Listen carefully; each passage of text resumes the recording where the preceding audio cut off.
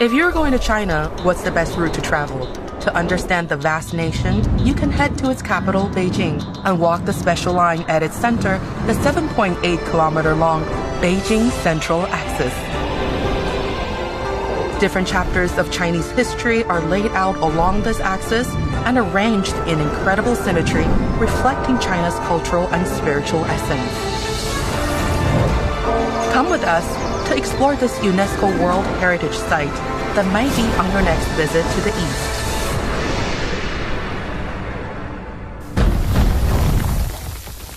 In the 13th century, in the reign of China's Mongol Emperor Kublai Khan and his Yuan dynasty, a 4-kilometer-long central axis took form in Beijing. In the 15th century, the third emperor of the Ming dynasty expanded the city to increase the axis by 1 kilometer. Then, when Beijing's new outer city was built 100 years later, the axis was lengthened again to its modern dimensions. In the 18th century, an upgrade to the imperial palace included the construction of pavilions on the man-made Jingshan Hill. Through over 700 years, generations of Chinese emperors collectively created the pinnacle of history that is now called the Beijing Central Axis. So what lies along this mysterious line? Let's take a look. Starting from its northern end, we find the iconic bell tower, and opposite it, the drum tower. They once kept time for the capital, and the square is now a favorite hangout for Beijing's longtime residents. Further down lies the Emperor's back garden, Jingshan Hill, with the best views of the Forbidden City. The Forbidden City, where generations of emperors resided, and ritual sites like the Imperial Ancestral Temple and the Altar of Land and Grain.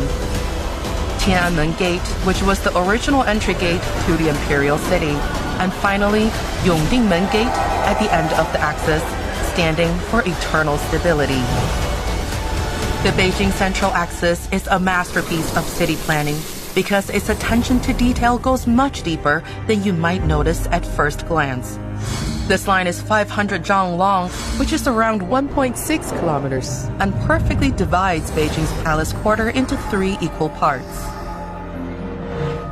Let's zoom in to take the total area of the Forbidden City, which can be perfectly arranged in a 7x7 grid into Beijing's inner city. And if we look even closer and draw a series of lines spaced 32 meters apart, the palace is meticulously designed on an increasing scale. Can we go even closer? Most certainly. This is the drum tower. We can see the roof is held up by layers of interlocking wooden brackets.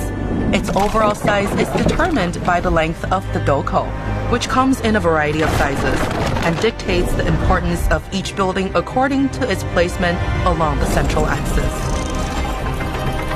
As a famous Chinese architect once said, Beijing's unique magnificence and order is founded on the city's central axis. But when did the central axis first arise in China? The answer lies much further back.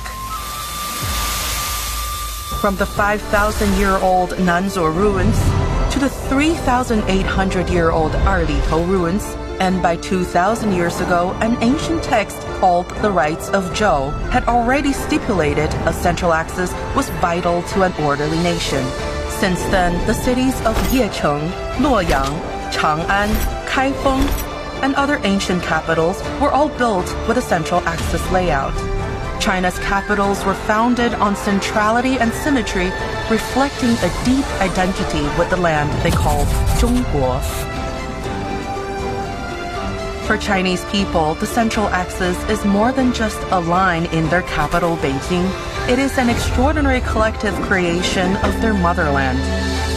The philosophies of bygone sages, the decisions of past emperors and nobles, and the ingenuity of master artisans of old, as well as the lives of millions of ordinary people, have all helped to give rise to today's Beijing Central Axis.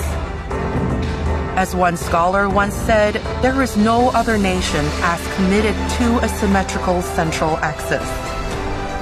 So, what is the best route to travel and understand China? Now you know the answer. The Beijing Central Axis, that stands for 5,000 years of Chinese history, philosophy, and culture. So when you visit, feel the city's brickwork and spaces.